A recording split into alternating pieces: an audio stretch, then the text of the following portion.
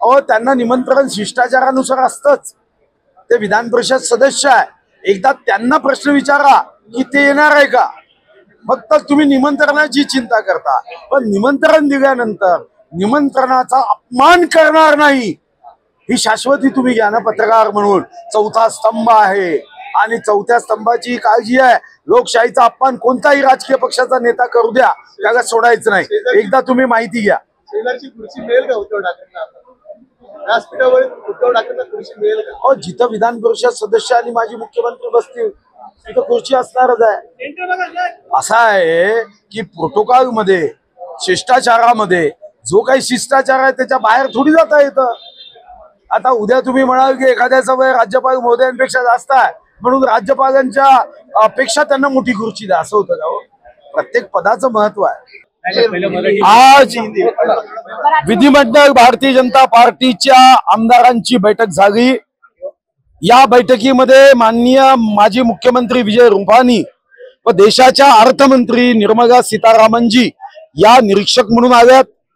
आणि या बैठकीमध्ये मी व चंद्रकांत दादा यांनी माननीय देवेंद्रजीच्या गटनेते पदाचा प्रस्ताव मांडला.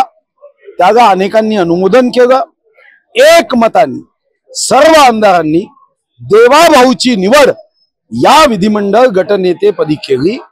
उद्या 5:30 वाजता विश्व गौरव, देश गौरव, गरीबों के मसीहा या भारत मातेचे सुपुत्र नरेंद्र मोदीजींच्या प्रमुख उपस्थितीमध्ये व आमचे नेते राजकीय चाणक्य अमित भाईंच्या प्रमुख उपस्थितीत, श्री नितीन गडकरीजींच्या प्रमुख उपस्थितीत उद्या महायुती शपथ घेईल. माननीय मुख्यमंत्री देवेंद्रजी घेतील आणि ते त्यांच्या अधिकाराचा वापर घेऊन ज्यांना ज्यांना शपथ द्यायची आहे त्यांची नावं ही माननीय महामहिम राज्यपाल महोदयांना देतील. 3:30 वाजता आम्ही राज्यपाल महोदयांचा वेळ घेतला, तिथं पोहोचतोय.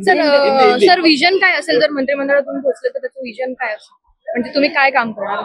काय काम करणार? कोणतं छत्रपती शिवाजी महाराजांच्या रयतेच्या राज्यात प्रत्येक व्यक्ती, प्रत्येक दुर्बल घटक, वंचित घटक हा सुखी व्हावा. गरीबों के सम्मान में, बहनों के सम्मान में, युवाओं के सम्मान में, वंचितों के सम्मान में, दिव्यांगों के सम्मान में और हर शोषित व्यक्ति के सम्मान में सरकार शिव भक्तों की मैदान।